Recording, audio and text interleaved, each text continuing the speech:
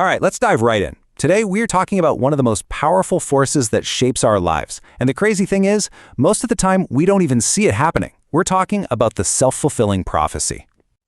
I mean, really think about it for a second. That big project, that job interview you were nervous about, or maybe that tough conversation you knew you had to have. Have you ever gone into something just absolutely convinced it was going to go badly, and then, wouldn't you know it, it did? And that right there, that's the whole idea. See, this isn't about some psychic ability to predict the future. It's about how the very act of expecting something to happen can actually cause it to happen. It's not magic, not at all. It's pure psychology. So, how does this actually work? Let's break down this mechanism. Because what we're really talking about is a loop, a powerful loop that we can accidentally build inside our own heads. And this loop, it ends up dictating our actions, and yeah, our results. The key thing to get here is that this is not a passive thing. A self-fulfilling prophecy isn't just you sitting back and watching things happen. It starts with a belief, which might even be totally false, but that belief sets off a chain of events that actually makes it come true. Okay, check out this super simple example. Let's say you have this belief, I am not qualified for that job. So what happens?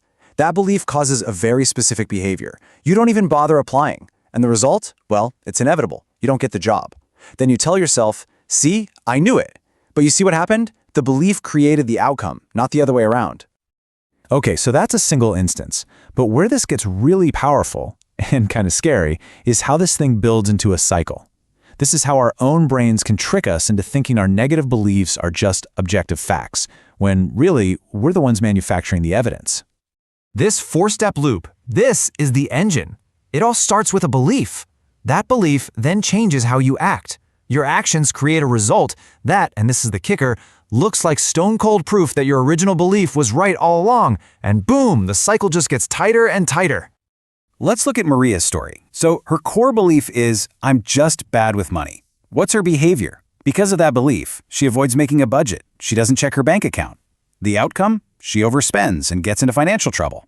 And the proof? She tells herself, see, I told you I'm terrible with money. Her belief didn't describe who she was. It dictated what she did. And this isn't just about jobs or money, right? It happens all the time in our social lives. Take James. He has this deep-seated belief that he's unlikable. So, how does he act? He's quiet. He's withdrawn. He avoids eye contact. Now, people reacting to that behavior don't approach him. So he walks away thinking, see, nobody likes me. But his belief shaped the reality everyone was responding to. All right, that's the trap. It's a real downward spiral. So, what's the way out? How do we break this thing?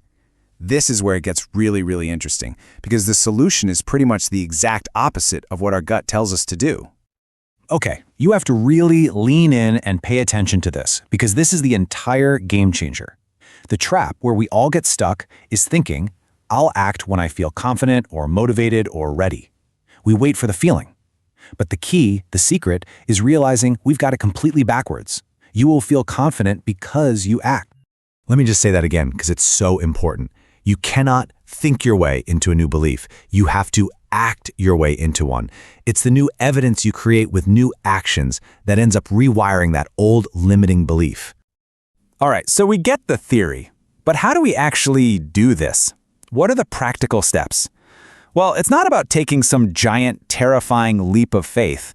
It's about building a whole new reality, one tiny, deliberate step at a time. So here it is, the positive cycle. It starts not with feeling ready, but by taking one small action that completely contradicts that old story. And listen, you're going to stumble. That's a guarantee. It's part of the process. The key is you do it again.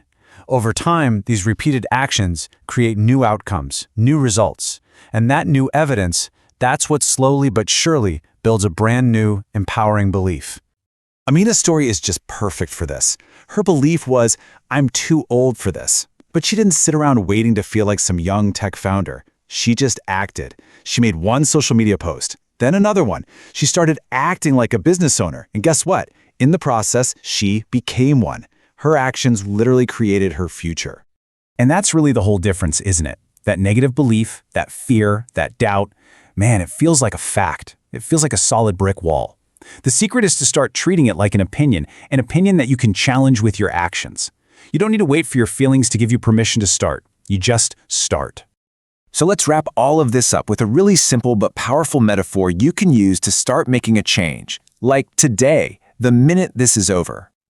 I want you to imagine the belief you have. I'm bad with money, or I'm unlikable, or I'm just not qualified. Picture it as a big, heavy, locked door right in front of you. Now, our first instinct, of course, is to go searching for the key. We think the key has to be confidence or motivation or this feeling of being 100% ready. But here's the secret. You don't actually need the key. You just need to knock. And that knock, that's one tiny action that contradicts the story that door is telling you. It's sending that one email. It's writing down one expense in a budget. It's saying hello to one new person. It's a small, manageable act of defiance against the belief. So I'll leave you with this question. Forget about trying to break down the whole door. Forget about searching for some magic key. Just think about this.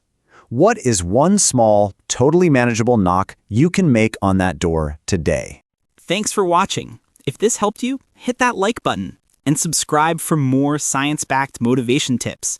Stay driven, stay focused, and I'll see you in the next video.